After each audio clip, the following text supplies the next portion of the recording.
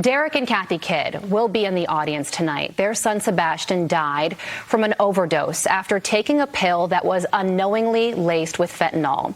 They join us now along with Iowa Congressman Zach Nunn, who invited them to the address. Thank you all so much for joining us this morning. Derek and Kathy, I'm sure today is going to be a long day attending this speech later tonight, but you're going to honor your son and also raise awareness about this fentanyl crisis that, Derek, is just an absolutely tragic and preventable poisoning that's impacting so many families, including your own. Can you tell us what happened to your son? Derek? For anxiety and depression, and he had unknowingly, we did not realize that he had replaced his medication with Percocet on the advice of a friend, and obtained that through a social media site, and unfortunately passed away after taking half of a pill. And he was just 17 years old, right? 17, correct. He was, and Kathy, I give you so much credit for being able to speak about this and also using your precious son's death to raise awareness and make sure that this doesn't happen to other families. He was so handsome. We're looking at pictures of your family right now. What would you like to hear the president say tonight? Address the issue. Love to hear an action plan. There's kids dying every day, and we'd love to hear a plan that's going to be put in place to prevent this from happening to other families. Yeah. And Congressman, I remember when President Biden met with the president of Mexico and a whole bunch of news was made. There were all these headlines about how the two countries are going to work together to combat fentanyl coming into the United States. And then after that, you heard very little. Do you think the president has done enough to combat this issue? Carly, you bring up a really important point, and it's one that the Kidd family is living out every day. You know, when Derek and Kathy talked to me about this, they highlighted, would their son Sebastian still be with us if the administration had done its job on the important things, like securing the border, like stopping Chinese-made fentanyl from being mass-produced, sent to cartels in Mexico, that end up in places like Iowa, in the heart of the heartland, where folks my age down to my teenage daughter's age is the #1 cause of death.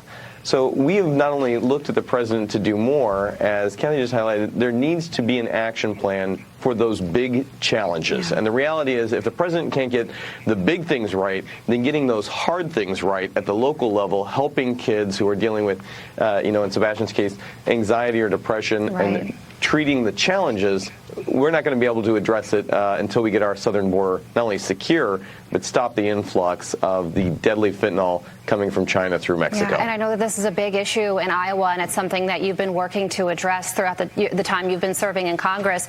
And Derek, I can imagine that one of the most horrific things about this is that your child is home in their bedroom, and you think that they're safe, and then you open their bedroom door or their bathroom door, and you find the thing that is a parent's worst nightmare, the thing that is unimaginable to think happen, and it's happening right before your very eyes. And when something like this happens, you tend to meet other families that are impacted by this crisis as well. Is that something that you and Kathy have experienced? Yes, we've spoken to a number of other families. This is happening every day, unfortunately. And as Congressman Nunn pointed out, we can't help but think that our son may still be here if policies were enforced, if laws were enforced, if the border was under control. That's one of the things that needs to be focused on. We have to try and stop the drugs from coming in, or at least lessen the flow.